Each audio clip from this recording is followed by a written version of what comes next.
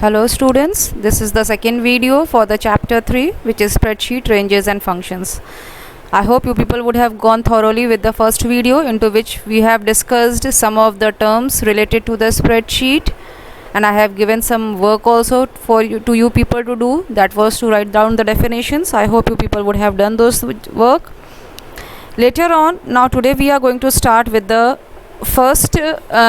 next topic about this same chapter, but I was disappointed that I did not get any of the query regarding the first video of this lesson. Previously you people were sending me the queries, but this time there wasn't any of the queries. It means either you people haven't gone through properly with the video, or you people did not have any doubt. And having no doubt means no study, no confusion, as far as I think. So please study and discuss your confusions so that the things get more clearer to you people. Okay, so now let's start with the today's topics. And for today's topic I am going to start with the next heading, and that is copying the formula to the cells. Okay, copying formula to the cells. See, one thing is very clear, that we use the spreadsheet to write the informations into the tabular form. Means we work with large number of the data. We don't have to simply do the simple calculations or do the addition or the subtraction. For this the calculator was also very fine, which we could have used easily. But if we are working with the spreadsheets, we are working with the large data, and if the data is large, we don't want to do the repeated work again and again. So instead of typing the formulas again and again, what do we do is that we copy the formula. Once we have typed the formula in a cell, then for the rest of the values or for the rest of the data, we just copy the same formula if the same formula is applicable. Okay, we don't want to type the formula again and again. And here what is important, or what is going to help us out, is the fill handle. Yes, fill handle is the term which you people are already familiar with, but you people would not be knowing it very clearly this time. I am dead sure about it. What is the fill handle? Okay, so what is a fill handle? Yes, you people would have noticed a plus sign at the bottom of the right corner. That plus sign at the bottom of the right corner of the cell is the fill handle, which will help you to fill the data by itself. If you people remember, there were the various ways how you would have used the fill handle previously in your previous classes, where you people would have seen that you have typed the number 1, 2 and rest of the numbers have come by themselves, or you have typed Sunday, Monday and the rest of the days have come by itself. Yes, so how those values have applied onto the cells, in the same manner we are going to use it for copying the formula also. So what we have to do, the procedure to copy the formula is that we have to select the cell where the formula is written.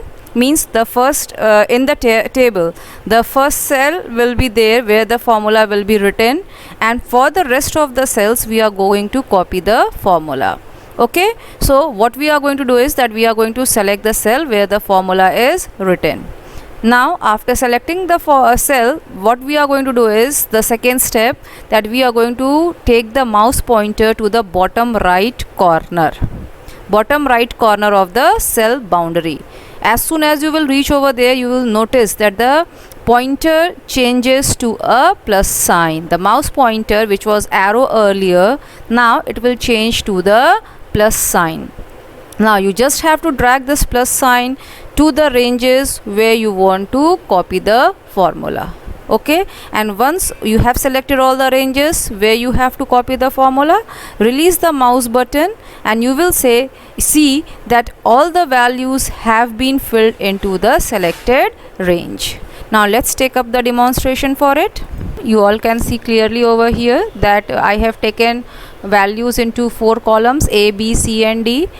Into the column A, Q1 is given as the heading, and in B, Q2, in C, Q3 and in D, Q4. These are the headings which I have given, and the values are placed from row 2. Means A is having 20, A2 is having 20, B2 is having 19, C2 is having 18 and D2 is having 17.5. Now in the column E, which has been given the heading as total, here I have mentioned the formula as for the addition of the four values, means is equals to, I have mentioned the formula as is equals to A2, B2, C2 and D2. These are added with the plus operator. Okay, so now when I have to do the calculation, what I am going to do is that I have put the equal to sign, then I have mentioned the cell addresses along with the operators, and after completing the formula I am going to press the enter key. See, as soon as I have pressed the enter key, the formula has been replaced by the values of the sum as 74.5. Now I am going to bring the mouse pointer at the right corner. See, you people can see over here that the mouse pointer has been changed to a plus sign. Now I am going to drag this up to the row where I have to fill the values. So I am dragging it up to D6. Now as soon as I have dragged it up to 6, I am going to release it, and the values have been replaced by the addition of these values. You people can check that these values what has been mentioned into E3, E4, E5 and E6, these are the sum of the values mentioned into A, B, C and D columns. Okay, now you people may see that the values arise without writing any of the formula. We haven't written the formula for the E3, we haven't written the formula for the E4 or E5 or the E6. Only the formula was mentioned into E2, and for the rest of the four rows it has been copied. So this is how we used to copy the formula into the spreadsheet. After discussing how to copy the formula into the cells, let's move over to the next topic. The next topic what I am going to discuss is the cell referencing. But before I discuss the cell referencing, I would like to tell you people that before the cell referencing, few topics were there into your book which I have left right now, which I will be taking further. Just to maintain the continuity of the explanation, I found it that after discussing the formula I should come over to the cell referencing, because cell referencing is the thing what we use into the formulas. Okay, so what is cell referencing? Cell referencing is related to the cell address, which is a unique address formed by the combination of intersecting rows and columns. So I have given you this work to do to write the definition of the cell address. So if you people have done this, you people are clearly knowing what a cell address is. Cell address is the unique name given to the cell which is formed by the intersection of rows and columns. So this cell referencing is related to the cell address, and we are going to discuss three types of cell referencing. One is the relative referencing, second one is the absolute referencing, and third one is the mixed referencing. As far as I am sure that you people have studied these topics into your class 7th, but as the time has passed away, you people would have forgot everything from your, I think that everything would have been clear from your brain. So let's discuss all these topics as a fresh topic. So first of all, I am going to discuss the relative referencing. Relative referencing in a formula is used generally, or you can say that the default referencing what is used into a formula is the relative referencing. Right now I have given you the demonstration of copying the formula where I have used the addition into the formula. So there also I have used the cell referencing A2, B2, C2, D2. So and the same referencing has been copied over for the rest of the formula also. So what has been applied over there was the relative referencing. So what happens basically into the relative referencing, let's discuss. So first point of the cell relative referencing is that in a formula the cell references and the ranges are usually based upon the relative position of the cell containing the formula. Means any of the formula which is mentioning the cell address, that is basically working with the relative position. For example, if we are copying a formula E6 into the cell E6 as is equals to C6 into D6.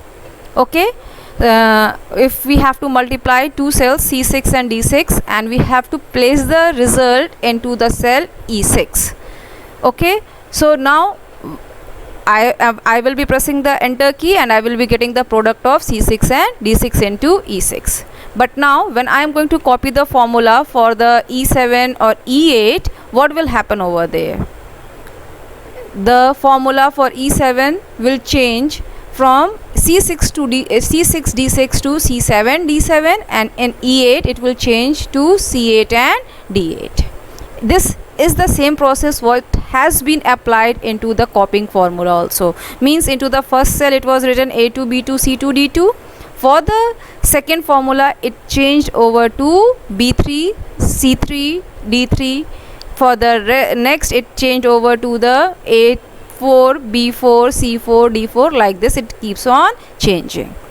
So this change into the formula with the respective position of the current cell provides us the relative referencing. Okay, I hope this is clear. Means wherever we are mentioning the formula changes the cell reference to its current position, and that is what is called as the relative referencing. Means if we are mentioning the formula into F6, the formula will be using the values placed into the 6th row. If we are mentioning putting the value into 7th, writing the formula into the 7th row, the formula will be using the 7th row references. So in this manner the relative referencing uses the current position of the formula and the values. So when we are copying the formula, the relative cell address automatically gets adjusted with respect to current cell where the formula is being copied. This is all about the relative referencing. Let's take up the demonstration of this. See, you people can see over here, I have made a spreadsheet where onto the first row I have mentioned the store's name. The second, these are the general formalities what we generally use while creating a table. Okay, let's come over to the 5th row. Into the 5th row, the first column has been provided with the name serial number, the second column has been provided with the name item, the third column has been provided with the name price, fourth D column has been given the name quantity, and the fifth column has been given the name value. Okay, here into the 5th column only we are going to do the actual calculation. Then into the 6th, 7th and 8th row I have placed the values. So here into the E6 column, okay, I am going to do the calculation over here. So I have mentioned the formula is equals to C6 into D6. Means I am going to find out the product of price and the quantity. So I have mentioned, instead of writing the values, what I have given over there is the formula C6 into D6. As soon as I am going to press the enter key, this formula will be replaced by the value, which is the product of price and quantity, and that is 1400. Now you people just notice onto this value 1400 and now focus on to the address bar. See, onto the address bar, what is the formula written over there? The formula written over there is the C6 into D6. This is the formula which is present into the cell E6. This E6 is written onto the name box. E6 has been written onto the name box. Okay, this E6 cell is containing the formula C6 into D6, C6 into D6, and the value of C6 into D6 has been mentioned into the E6 1400. Now I am just going to copy the formula for the rest of the cell and let's see the effect. Now as I have copied the used the fill handle to copy the formula for the rest of the cells, the values of the C and the D column has been mentioned into the E column. The product of C column and D column is mentioned into the E column. Now the next value what we got for the second item Y is 750. Now let's look at the effect onto the formula. For this we are going to go back onto the formula bar. Now onto the formula bar, you people may see that the formula actually what was used over there was C6 D6. Now this is showing you C7 and D7, and the current cell is the E7. Okay, so I hope this has made it clear that when we copy the formula, the relative referencing is applied and the formula from C6 has been replaced to C7, D6 has been replaced to D6 has been replaced to D7. Now let's see the next third example. The third example is the item Z, which has given you the product for price 300 and quantity 10, and that is the 3000 is the value which came over there by just copying the formula. Now let's take the same look onto the formula bar. While when we reach over to the formula bar, we can see that the formula is C8 and into D8, okay, and the current cell position is E8. So you people may see that when we copy the formula, the values changes and the referencing of the formula also change by itself. We haven't typed the formula C7 D7 or C8 D8. The C7 D7 and C8 D8 has been taken by itself while we have copied the formula, and how it has taken itself, that it has applied over the relative referencing onto them. I hope this concept of relative referencing is clear to you people. Now let's move over to the next topic, that is the absolute referencing. Absolute referencing means when we do not want to change the cell reference. Many of the condition arises when we do not want to change the cell address into the formula. Now if we want to keep the quantity or the price constant, we don't want to change it further, okay, so what we can do is that we can take the absolute referencing. In absolute referencing, when we copy the formula, the relative position of the cells do not change, they remain fixed, and thus into the formula the fixed values are only placed over there. So now let's understand this also with the formula with the example. One thing more I would like to make it clear over here, that to make the same cell reference, because for the absolute referencing we are going to use the same table only, so we are going to have the same cell addresses, but the same cell addresses which we are using at one time in the relative manner, how we can use it into the absolute manner. So to make the same cell reference as the absolute, we are going to put the dollar sign, okay. So to make a cell address absolute, a dollar sign is placed before the column name and the row name. Means column name, the alphabets which are used into the cell address, and the row name are the numbers which are used into the cell address. So we are going to put the dollar sign before the letter also and before the number also. So suppose if I want to make D6 into the absolute reference, so I'm going to place the dollar sign before the D also and dollar sign before the 6 also.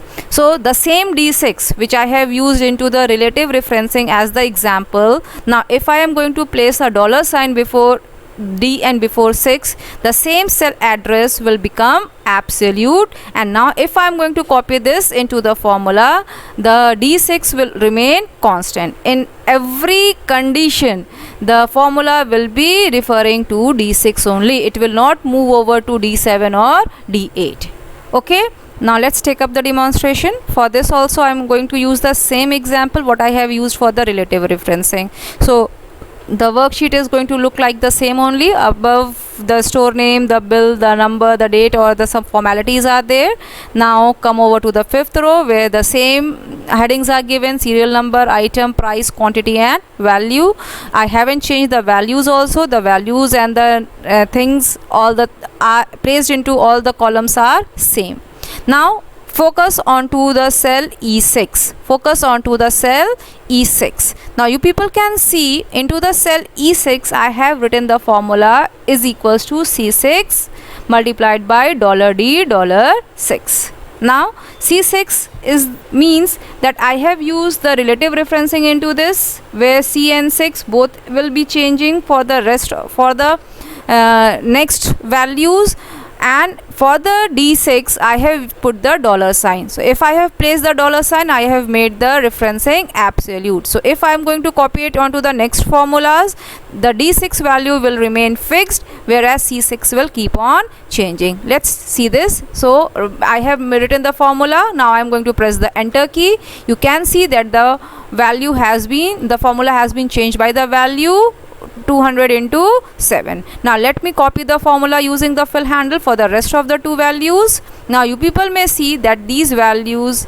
are quite different from the previous with what came into the relative referencing. Now why this difference arised? This difference arised because of the absolute referencing. Now let's check out what actually happened. So E6, now let's move over to the cell E7 where the value is 1057. Okay, now after this let's focus on to the formula bar. When you will come on to the formula bar, you will notice that here the formula mentioned is equals to C7 into $D$6. Means, as I told you all into the beginning of the absolute referencing, that C6 was relative, so C6 changed over to C7, but D6 was absolute, that is why the D6 remained same. D6 did not change to D7. Okay, I hope this is clear.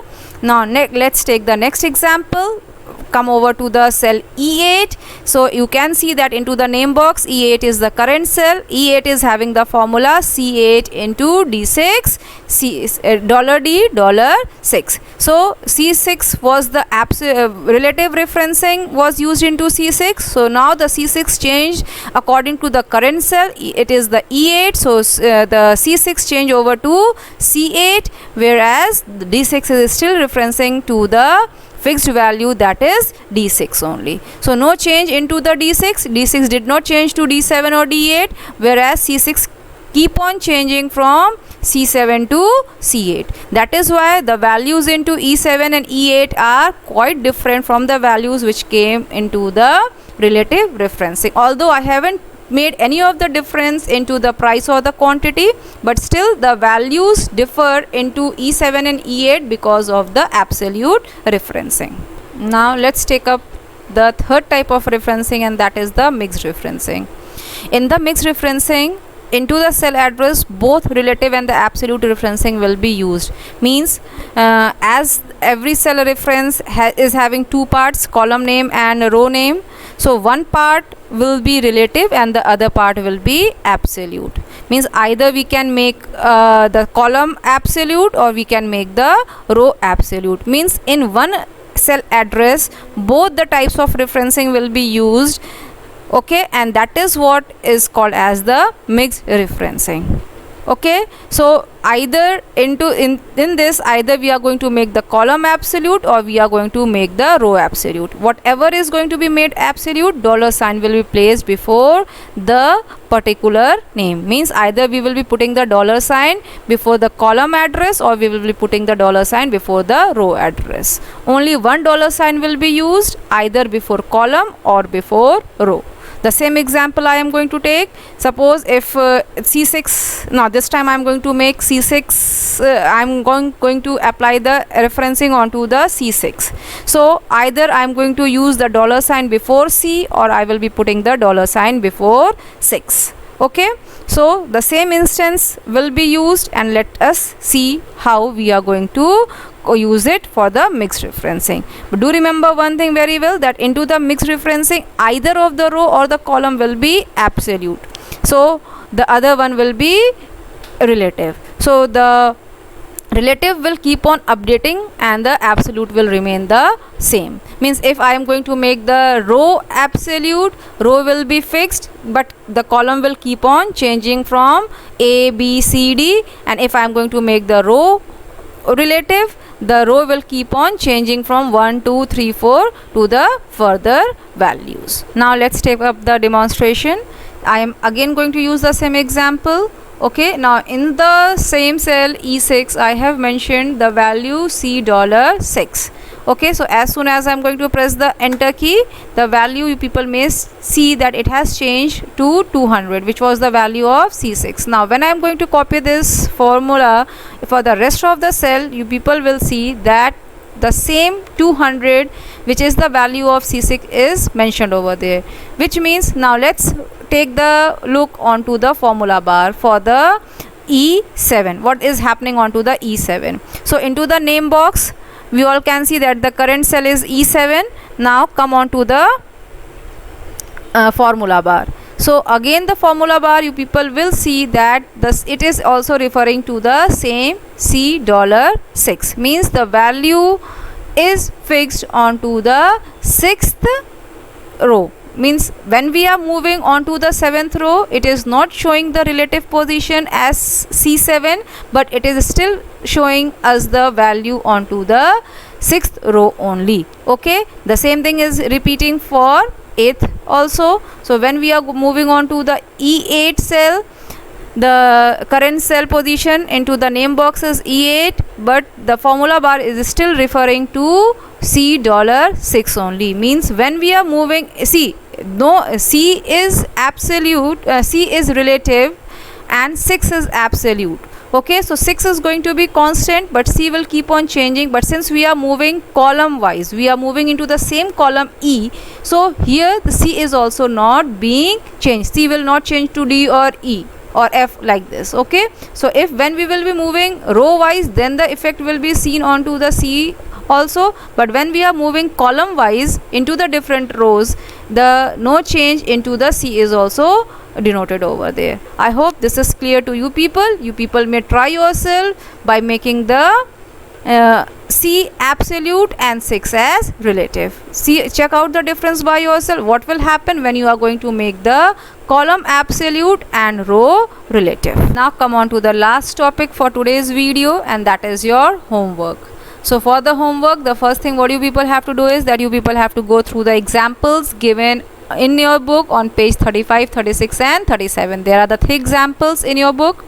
These are related to the relative, absolute and the mixed referencing. Go through these examples and try to understand what it is saying over there. Beside going through these examples, one more work is there, which is that you people have to find out what the ranges is and what do you mean by the formatting data. These are the things what we will be discussing into the next video. So to understand the things better, collect the information related to the range and formatting data.